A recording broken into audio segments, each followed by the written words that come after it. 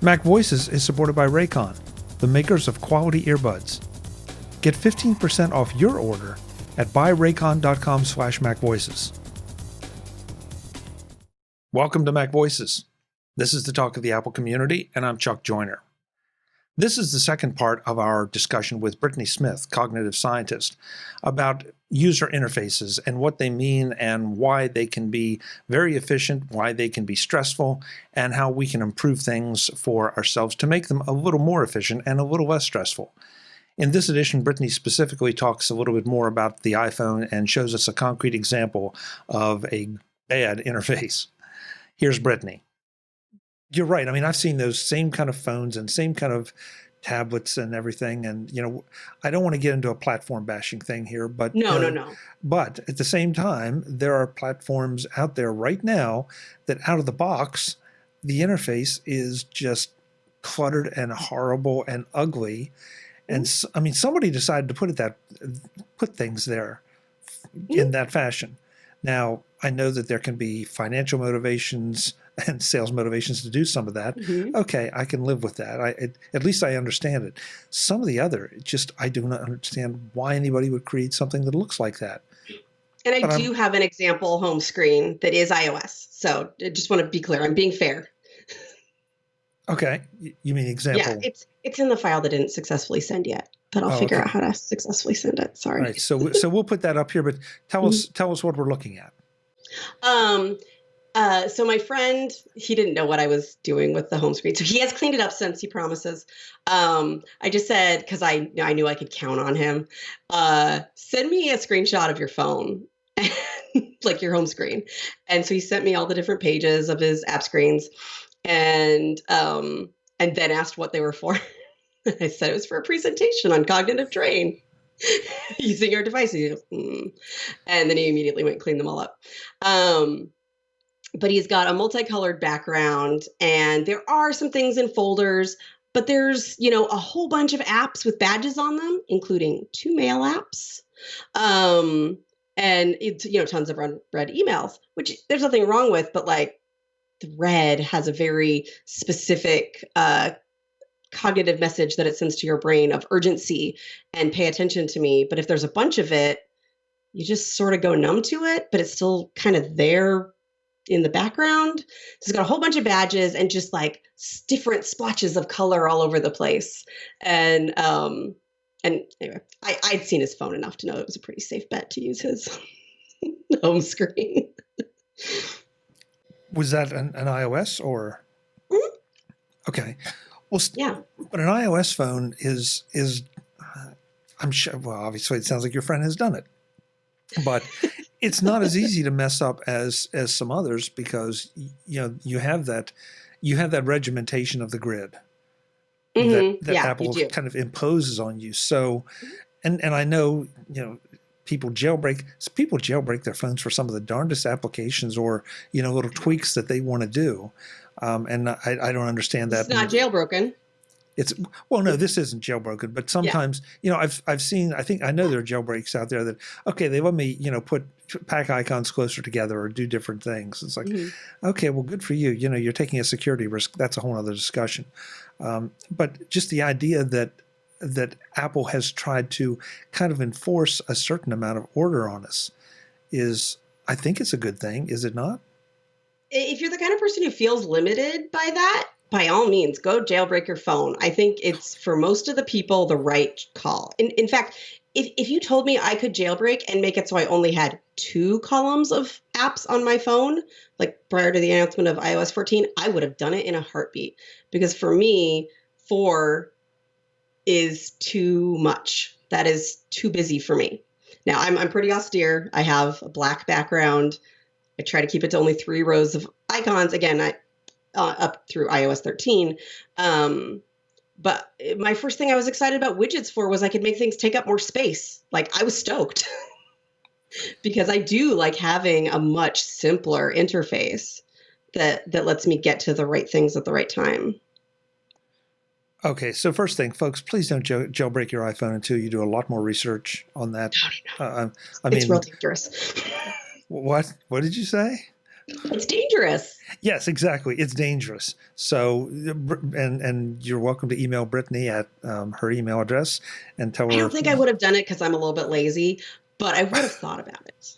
Why? That's okay if you want to think about it, but no, seriously, you know that's interesting. I'm pretty sure in iOS 13, I haven't felt the need to do it, but I think there are ways to create blank spaces in on your interface so that if you don't want all that, but now we have iOS 14 coming, real soon now, so there's probably Mhm. it's not worth the effort to go through that. Just wait a little while and then tweak it.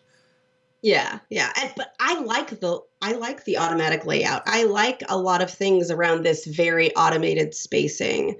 I didn't want my blank spots to be scattered. I wanted them to be uniform. I just wanted fewer of them. Okay. So at this And I point, am excited for widgets. Yeah. yes. So let's talk. We talked about me. Now let's talk about you. Mhm. So how do you prefer to look at your Mac? So I use it's not the Better Touch tool, the Better Resize tool, which is available in the Mac App Store. Better Touch tool is great for lots of things, but this was back when you would just pay the money and then it does just the one thing and it was simpler. And I can see my Finder behind you. I like my Finder to horizontally take up half the screen. And because if I'm moving files, I want two Finder windows and the other one goes right below it. And my default is in hierarchy. And yeah, you could psychoanalyze my reason for the hierarchy as the default, but then I usually end up going into details to see the details. And so I'll switch back and forth between those two. The hierarchy is my history with computers, but I do use the sidebar because some people don't use the sidebar. I like the quick access to different places. And I like being able to see I like that it's so easy to switch between them and that it feels fluid. The last time I was on a Windows machine, which in all fairness was not recently, but it was Windows 10. I did find the folders confusing, and I used a Windows machine for a really long time. I should not be confused by this, but there's just a lot of excess lines and things that didn't need to be there. That I just, after getting used to the Mac, I found it disruptive the same way the Comic Sans on my friend's phone was. Like, oh, those are all these extra lines. Why are you there? I was also the only person who cheered at the announcement of iOS 7, so there you go. It's like, it's so simple. Look at it. And they've added some things, and it's mostly still really a net win.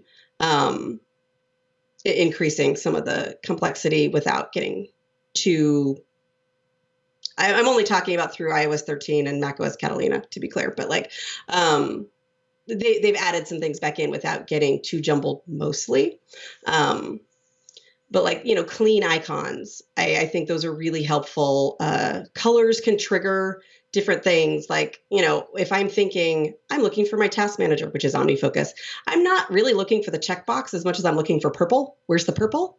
So I will try to use colors where I can. I do wish it were easier to color things in the Finder. I would do it, like in the sidebar. Yeah, using colors where it's appropriate, but the caution always there is with overwhelming until it's just like rainbow vomit.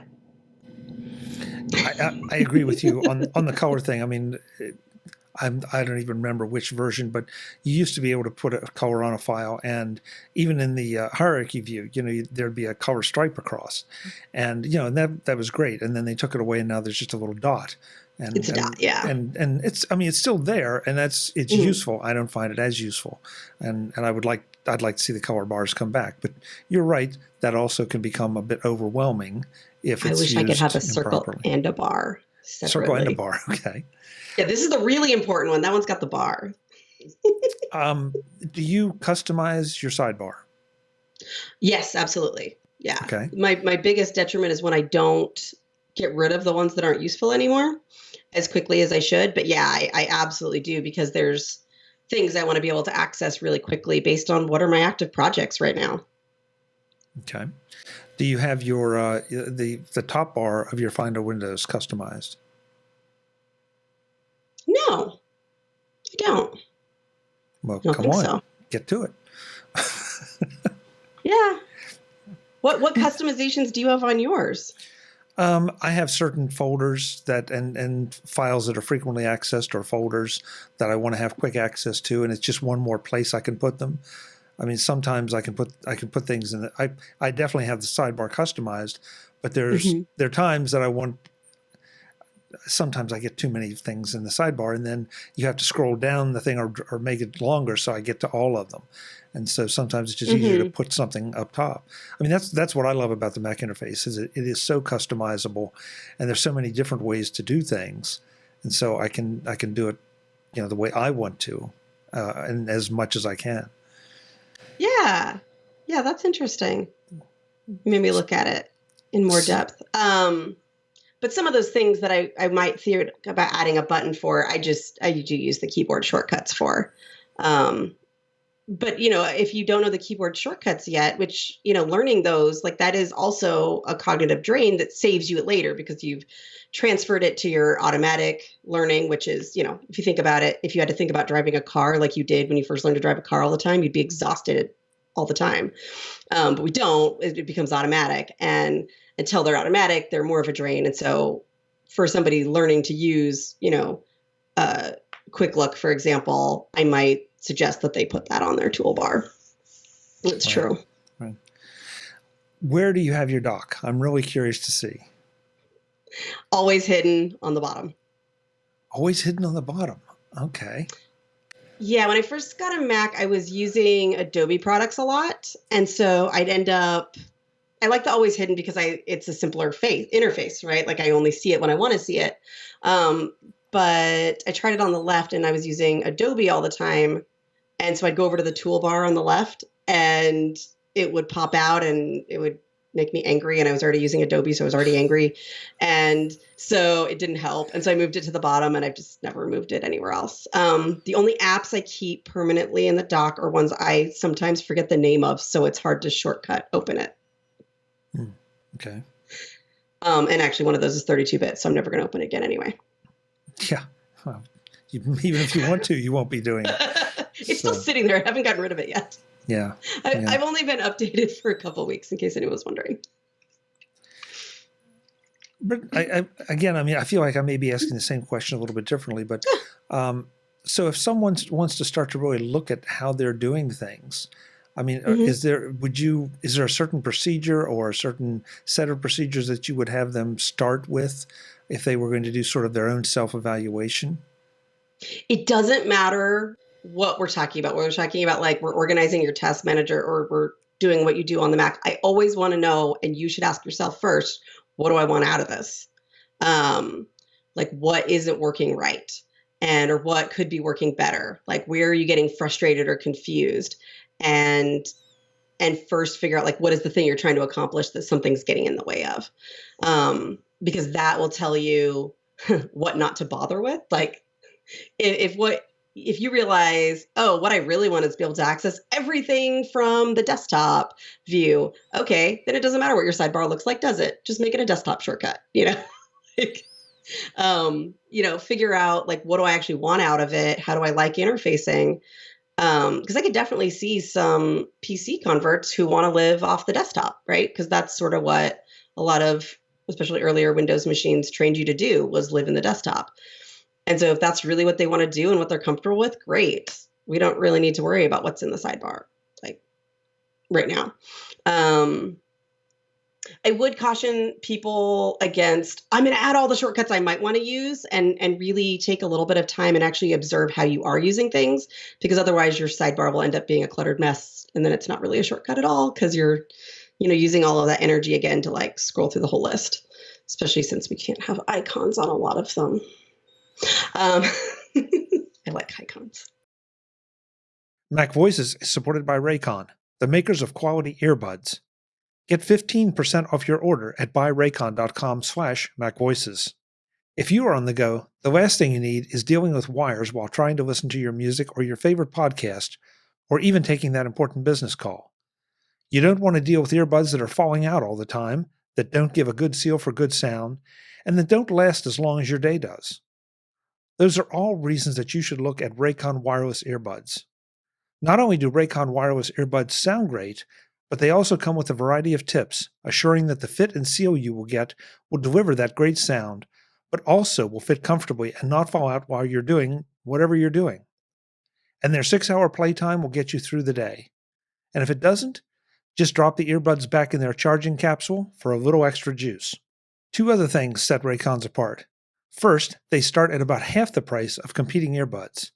Second, they come in colors: black, blue, rose gold, white, or red. So you could buy 2 sets for the price of one of the other brands. Great sound, great fit, great battery life, great price, and colors. Now's the time to get the latest and greatest from Raycon. Get 15% off your order at buyraycon.com/MacVoices. That's buyraycon.com/MacVoices for 15% off Raycon wireless earbuds. buyraycon.com/MacVoices. Thanks to Raycon for their support of MacVoices. It sounds like I didn't fully answer your question. Well, I think you did. I think you did. Yeah, and I might add, but tell me if this is a bad thing. But I would tell you to explore a little bit and pay attention now. Shameless self-promotion kind of thing. I try to every day I go through and pick out an article of the day that I post to the MacVoices group on Facebook. And I find recently that, and I don't know if it's because Apple News has slowed down a little bit since WWDC, but plenty of the Mac news sites are maybe highlighting a particular feature and saying, hey, this is why you may want to use this, or this is how to use it, or this is how to use it better. And I'll pick one of those, and I seem to be finding more and more that it's like I either knew about it, I didn't know about it, or I'd forgotten about it. And and it's like, yeah, okay. There was one posted just the other day on using groups in the Finder. And it's like, I forgot about groups. I'm not even sure I ever knew about groups, but I haven't been using groups, and now I am, and I'm finding it amazingly useful. So, pay attention to all those features. Spaces is another one that, I know is out there, and I've never fully adopted it, but I often think that it's really good for people who just want to work in one app I wanted to talk about this earlier, but I know so many people, they will open one app on their Mac, work in it, then close it. Then open another app, work in it, close it, open the first app and go back and work in it. Instead of just opening both and having them, one on top of the other, one on the side. And that's where Spaces could come in very handy for them. Yeah. But that's me looking at it and saying, hey, I think there's a better way to do this.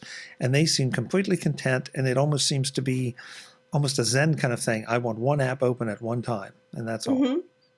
Yeah, and then some of those people have moved to the iPad because it's so comfortable to have one at a time there. But yeah, that's true that some people seem to like that. And again, like if it's really working for them, it's probably not a problem. Is it? I mean, especially if you have a spinning disk, it's very inefficient to close the app and then open it again. But it's not on an SSD. It's not that time costly. But yeah, there are other ways you could have it so you're just looking at one at a time by scrolling back and forth. And it does, when you go to the full screen, it does automatically make it like a space. It's just you don't arrange other things in that space. It's a one app space. Yeah. And that's useful for some folks. I had another thought and it got away from me. Yeah. Well, you brought up iOS 14. How are you feeling about what you're seeing there, and where we're going? How iOS and iPad OS are developing, because now they're starting to get more of the multitasking features, and there's some features that are kind of bleeding over from the Mac, maybe. So I haven't installed the betas yet. That's my plan to do soon. Probably my iPad next week, and then I'll wait on my phone a little bit. Now the iPad isn't getting some of the features of arranging your home screen that the iPhone is getting, at least not yet. Crossing my fingers because I really do want those on the iPad. I'm really, really intrigued by the arranging of our home screen and seeing how that's going to end up going.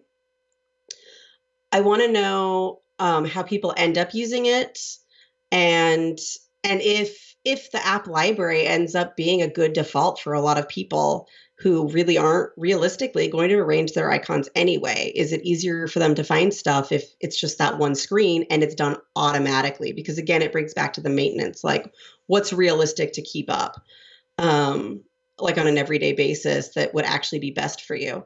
And so I am really intrigued to see how those go. I'm very excited to get it in my hands and actually play with it and form some real opinions. But I'm definitely intrigued by how that's going to interact with things. There's some other things that I'm a little bit nervous about, not necessarily from iOS 14, but iOS 13. A few menus changed around that I find disorienting. And I know how to manage it, but I just notice I have that little like blip where I have to think a little bit harder and I can't just use my device in this fluid, organic way that I feel like we all want our iOS devices to work. Where the share sheet got a lot more visually complicated in iOS 13.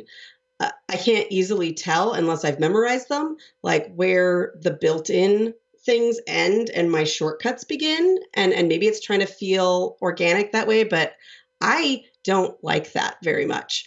I do sort of like the quick actions that are suggestions, but then there's too many categories to choose from. And I find it interrupts my flow a little bit. And I see the same thing in mail. When you hit reply, somehow you hit the reply button to like flag a message or mark it as spam, or this is not a very natural experience.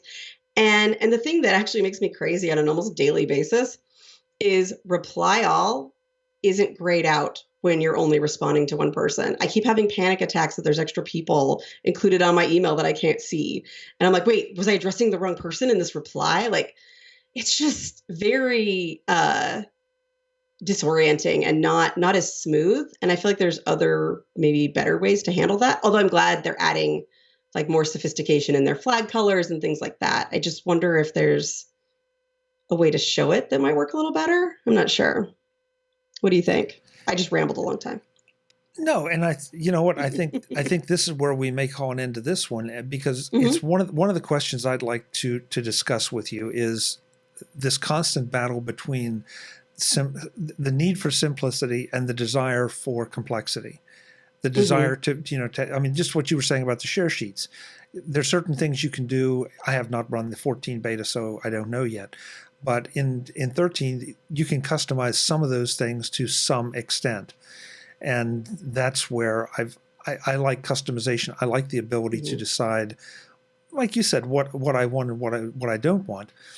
And there's certain things that probably I shouldn't be given access to, because they should be there. Just like the reply button. I mean, I should have access to the reply button. I should have access to the reply to all button. But do I need it in the case of just an email between you and me, since there's nobody else? So yeah. So there's a whole other discussion here, I think, to be had about that has to do with Apple's direction in their OSs, and at the moment, especially in Mac OS. But I have an idea some of this is going to continue on through all the other devices as well. And I know a lot of folks are either concerned or excited, depending on your position, that there have been recent changes in the design team at Apple, big ones. And what is that impacting anything? Is it not? Is this the direction they were already going to go? It's very interesting, at the very least. Agreed. Before we get out of here, though, I want to make sure that we mention that you are going to be speaking at Virtual MacStock, which is just a few days away by the time this goes out. What are you going to be talking about, since this year we're doing it virtually? I'm actually going to give a little bit of my cognitive neuroscience perspective on automation and looking at it from the perspective of cognitive resources. And then I want to show off a few automations, shortcuts on iOS to sort of make our summer of lockdown suck a little bit less.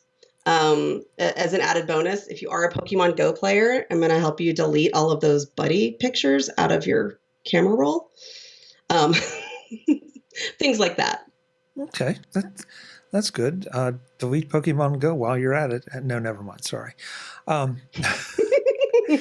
So if you want to see Brittany talk about that, if you want to hear me talk about with Mike Potter about a few things, and a lot of our other friends and the people you know, you can go to Virtual MacStock just by firing up your computer and going to MacStockConferenceandExpo.com. Check it out. It is Saturday, July 25th. Starting, depending on which time zone you're in, 11, 12, or 1. So you're going to want to check that out ahead of time. And it's going to go for the full afternoon, and there are going to be a number of interesting things going on. We just talked to Mike a little bit about those, so you can go back and listen to that in the last episode or two of MacVoices. Brittany, thank you so much. This has been fun, and I think this is the first in a series because we didn't touch on some things we wanted to touch on, and we will continue. Where should people go to see what you're doing and get in touch with you other than MacStock? I post my nerdy stuff at ADD Liberator on Twitter, and my website is conquer.consulting. That's the whole website. No .com or anything, just conquer.consulting. I started putting out a few YouTube videos, like quick iPhone tips on YouTube. It's got an ugly name, so I can just link to it. But yeah, those are the things. Great. It's good to see you. Thank you so much, and we'll see you. We'll see you again back here, but definitely we'll see you at Virtual MacStock. Excellent. Thank you so much. All right. Take care. Thanks. Folks, I'm Chuck Joyner. This is MacVoices. I hope you stuck around with us and got something out of this. It's something that I find fascinating. The sort of the intersection of interfaces and productivity. What works for you might not work for me. What works for Brittany might not work for either one of us. So the more we learn about some of this stuff, I think the better off we'll be from a productivity and maybe just from a stress standpoint. Until the next time, and as always, thanks for watching. Visit MacVoices.com for show notes and to connect with Chuck on social media. Get involved in our Facebook group or like our Facebook page, and get more out of your Apple tech with MacVoices Magazine, free on Flipboard and on the web. And if you find value in it all, consider supporting us through either our Patreon campaign at patreon.com/MacVoices or by making a one-time donation via the PayPal link on our front page and in the show notes of each episode. You will join these fine people who help bring you MacVoices.